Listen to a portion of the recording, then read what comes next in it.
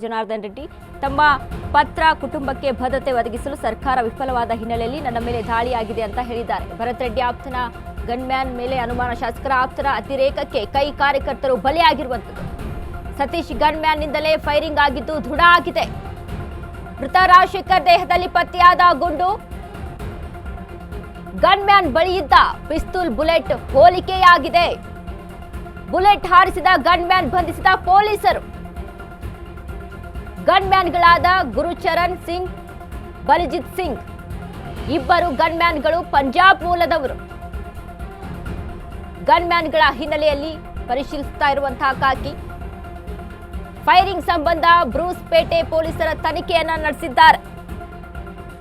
2 ಬಣದಿಂದ 20ಕ್ಕೂ ಹೆಚ್ಚು ಜನರನ್ನ ಬಂಧಿಸಿದ ಪೊಲೀಸರು. ಇದೀಗ ಸಾಕಷ್ಟು ಅನುಮಾನಗಳು ಮೂಡಿತ್ತು. ಯಾರ ಬುಲೆಟ್ ಇಂದ ಯಾರ ಒಂದು ಗುಂಡು ಹೋಗಿ ಆ ಒಂದು ರಾಜಶೇಖರ್ಗೆ ತಾಕಿದೆ ಅನ್ನುವಂತಹ ಅನುಮಾನಗಳು ಸೃಷ್ಟಿ ಆಗ್ತಾ ಇತ್ತು. ಈಗ ಅದರಂತೆ ಶಾಸಕರ ಆಪ್ತನ ಅತಿರೇಕಕ್ಕೆ ಕೈ ಕಾರ್ಯಕರ್ತ ಬಲಿಯಾಗಿರುವಂಥದ್ದು. ಸತೀಶ್ ಗನ್ಮ್ಯಾನ್ನಿಂದಲೇ ಫೈರಿಂಗ್ ಆಗಿರೋದು ಇದೀಗ ದೃಢ ಆಗಿದೆ. ಅಲ್ಲಿ ಸಿಕ್ಕಿರುವಂತಹ ಬುಲೆಟ್, ಇನ್ನು ಅಲ್ಲಿ ಕಾಟ್ರೇಸ್ ಕೂಡ ಸಿಕ್ಕಿತ್ತು. ಎಲ್ಲರನ್ನೂ ಕೂಡ ಅಲ್ಲಿ ಹೋಲಿಕೆ ಮಾಡಿ ನೋಡಿದಾಗ ಅಲ್ಲಿ ಸತೀಶ್ ಗನ್ಮ್ಯಾನ್ನಿಂದಾನೇ ಅಲ್ಲಿ ಫೈರಿಂಗ್ ಆಗಿರುವುದು, ಸತೀಶ್ ಗನ್ಮ್ಯಾನ್ನಿಂದಾನೇ ಅಲ್ಲಿ ಬುಲೆಟ್ ಅಲ್ಲಿ ಫೈರ್ ಆಗಿರೋದು ಅನ್ನುವಂಥ ಅನುಮಾನ ಕೂಡ ಇತ್ತು. ಇದು ಈಗ ದೃಢ ಆಗಿದೆ. ಪೊಲೀಸರು ಕೂಡ ತನಿಖೆಯನ್ನು ನಡೆಸ್ತಾ ಇದ್ದಾರೆ. ಗನ್ಮ್ಯಾನ್ಗಳಾದ ಗುರುಚರಣ್ ಸಿಂಗ್, ಬಲಜಿತ್ ಸಿಂಗ್ ಹೀಗಾಗಿ ಇಬ್ಬರು ಗನ್ಮ್ಯಾನ್ಗಳಿದ್ರು. ಅದರಲ್ಲಿ ಇಬ್ಬರು ಗನ್ಮ್ಯಾನ್ಗಳು ಪಂಜಾಬ್ ಮೂಲದವರಾಗಿದ್ರು. ಆ ಒಬ್ಬ ಗನ್ಮ್ಯಾನ್ನಿಂದ ಈಗ ಅಲ್ಲಿ ದಾಳಿ ಆಗಿರೋದು ಅಂತ ತಿಳಿದು ಬರ್ತಾ ಇದೆ. ಯಾರ ಒಂದು ಬುಲೆಟ್ ಹೋಗಿ ಅಲ್ಲಿ ತಾಕಿದೆ ಅನ್ನುವಂಥ ಹಲವಾರು ಪ್ರಶ್ನೆಗಳಿತ್ತು. ಇನ್ನು ಒಂದು ಗಲಾಟೆ ಆರಂಭವಾದಂಥ ಸಂದರ್ಭದಲ್ಲಿ ಗನ್ಮ್ಯಾನ್ಗಳಿಂದ ಕೂಡ ಅಲ್ಲಿ ಫೈರ್ ಆಗುತ್ತೆ, ಇನ್ನು ಪೊಲೀಸರಿಂದ ಕೂಡ ಅಲ್ಲಿ ಫೈರ್ ಆಗುತ್ತೆ.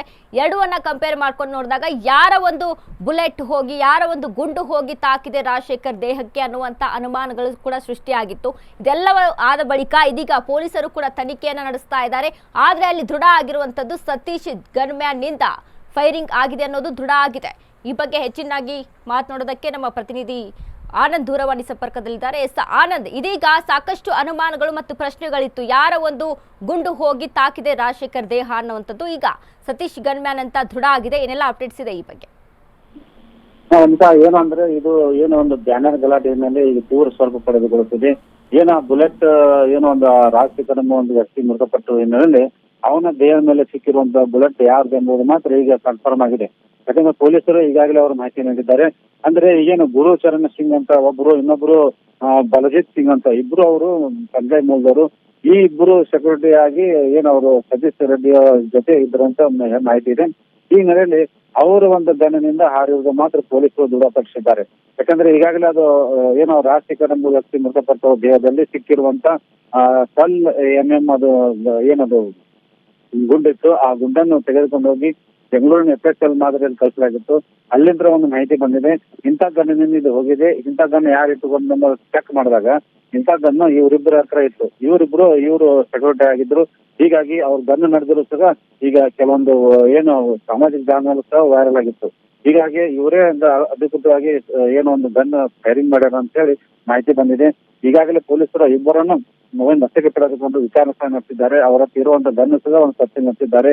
ಹೀಗಾಗಿ ಇದೊಂದು ಇಲ್ಲಿವರೆಗೂ ಚರ್ಚೆ ಏನಾಗ್ತಿತ್ತು, ಯಾರು ಇದು ಗನ್ ಫೈರಿಂಗ್ ಮಾಡಿದ್ದಾರೆ, ಯಾರೆಲ್ಲ ಆಗಿದೆ, ಏನೆಲ್ಲ ಆಗಿದೆ ಅಂತ ಚರ್ಚೆ ಆಗ್ತಿತ್ತು. ಈಗ ಪೊಲೀಸರು ಇದಕ್ಕೊಂದು ತೆರೆ ಎಳೆದಿದ್ದಾರೆ. ಮುಂದೆ ಮತ್ತೆ ಏನು ಕ್ರಮ ತೆಗೆದುಕೊಳ್ತಾರೆ ಎಂಬುದು ಮಾತ್ರ ಈಗ ಚರ್ಚೆ ವಿಷಯ ಆಗುತ್ತಿದೆ. ಅದಲ್ಲದೆ ಬಿಜೆಪಿ ಮುಖಂಡರು ಮತ್ತು ಬಿಜೆಪಿ ಒಂದು ಸಮಿತಿ ಈಗಾಗಲೇ ಬಳ್ಳಾರಿ ಜಿಲ್ಲೆಗೆ ಆಗಮಿಸಿದ್ದಾರೆ. ಅವರು ಸಹ ಜನಾರ್ದನ್ ರೆಡ್ಡಿ ಮನೆಗೆ ಹೋಗಿ ಎಲ್ಲ ಮಾಹಿತಿ ಒಂದು ಸಂಗ್ರಹ ಮಾಡಿದ್ದಾರೆ. ಜೊತೆ ಮಾಧ್ಯಮಗೋಷ್ಠಿ ನಡೆಸುವ ಮೂಲಕ ಈ ಕಾಂಗ್ರೆಸ್ ಪಕ್ಷದ ವಿರುದ್ಧ ವಾಗ್ದಾಳಿ ನಡೆಸುವಂತ ಸಿದ್ಧತೆ ನಡೆಸಿದ್ದಾರೆ. ವನಿತಾ, ಧನ್ಯವಾದಗಳು ಆನಂದ್ ನಿಮ್ಮೆಲ್ಲ ಮಾಹಿತಿ.